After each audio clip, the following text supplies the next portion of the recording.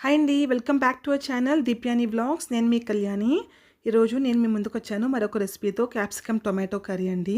So దానికోసం నేను ముందుగా క్యాప్సికమ్ని ఈ విధంగా పైన ఉన్న మోటికని కట్ చేసేసాను. ఇప్పుడు లోపల ఉండే పార్ట్ని ఈ విధంగా కేర్ఫుల్గా వీడియోలో చూపించిన విధంగా రిమూవ్ చేసేసుకోవాలి.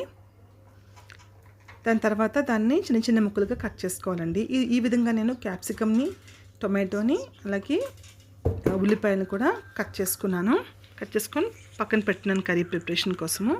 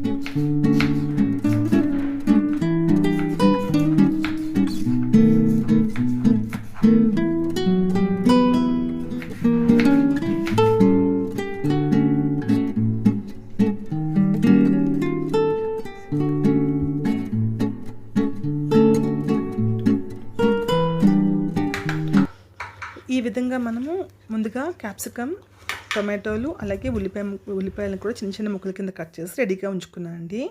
ఇప్పుడు కర్రీ ప్రాసెస్ చూద్దాము. స్టవ్ ఆన్ చేసి ప్యాన్ పెట్టుకున్నాను. ఆయిల్ వేసుకున్నానండి.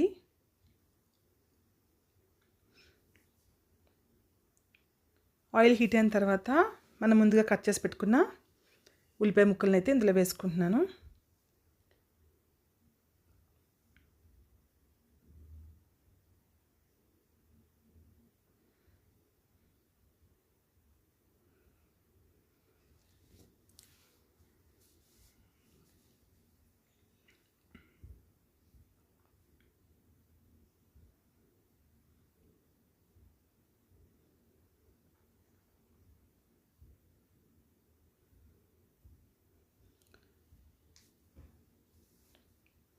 టేస్ట్కి సరిపడే సాల్ట్ వేసుకున్నాను, అలాగే పసుపు వేసుకున్నాను. ఉల్లిపాయలలో సాల్ట్ ఈ టైం అప్పుడు వేస్తే మన ఉల్లిపాయ అనేవి త్వరగా ఫ్రై అవుతాయండి, అందుకోసమని.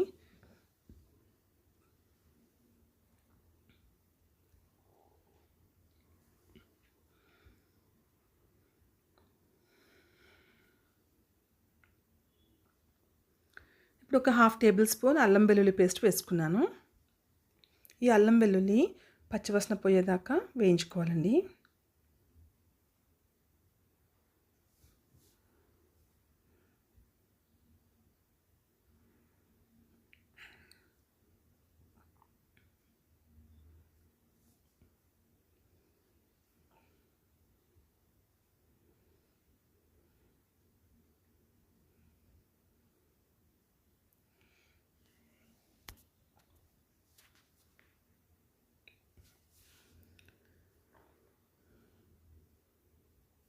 ఇప్పుడు ఇందులోకి టొమాటో వేసుకుంటున్నానండి.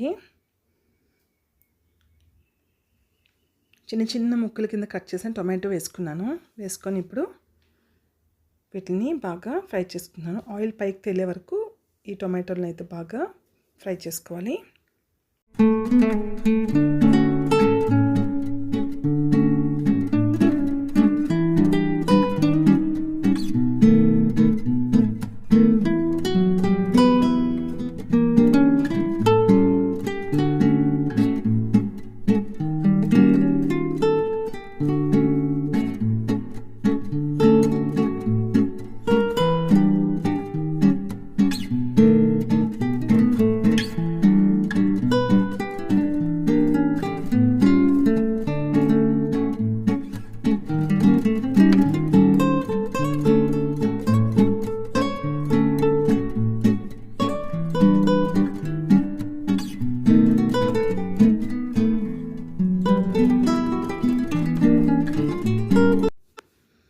టొమాటోలు అయితే బాగా ఫ్రై అయిపోయాయి కదా. ఇప్పుడు ఇందులోకి కారం వేసుకుంటున్నానండి.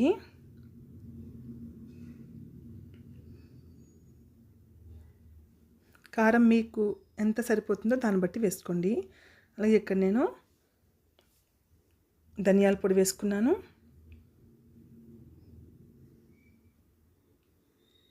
అలాగే ఒక పావు టీ స్పూన్ జీరా పొడి వేసుకున్నానండి. ధనియాలు జీరా పొడి ఎలా అంటే మనం వాటిని డ్రై రోస్ట్ చేసుకొని మిక్సీ పట్టుకోవాలండి.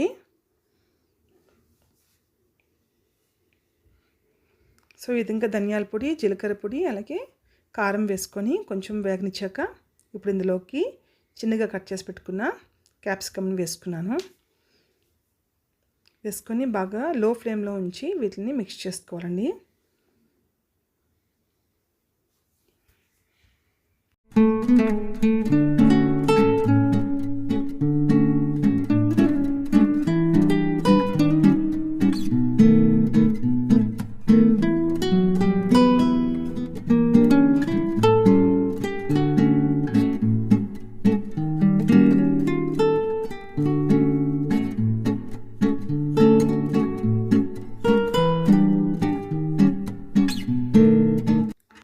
ఇప్పుడు దీనిపైన మూత పెట్టుకొని 3 నుంచి 4 నిమిషాల పాటు లో ఫ్లేమ్లో మగ్గనివ్వాలండి.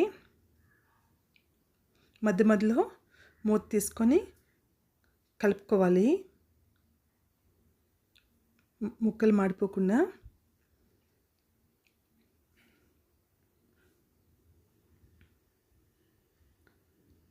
ఇలా కలుపుకున్నాక మరొకసారి మూత పెట్టుకొని మరొక 2 నుంచి 3 నిమిషాల పాటు లో ఫ్లేమ్లో ఉడికించుకోవాలి. అంతేనండి. చూసారు కదా, ఆయిల్ పైకి తేలింది, కూర కూడా రెడీ అయిపోయిందండి.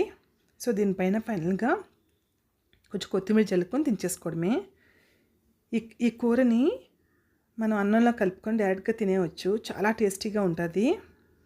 తప్పకుండా మీరు రెసిపీ ట్రై చేయండి. మీకు ఈ రెసిపీ నచ్చితే ప్లీజ్ ఒక లైక్ చేయరా.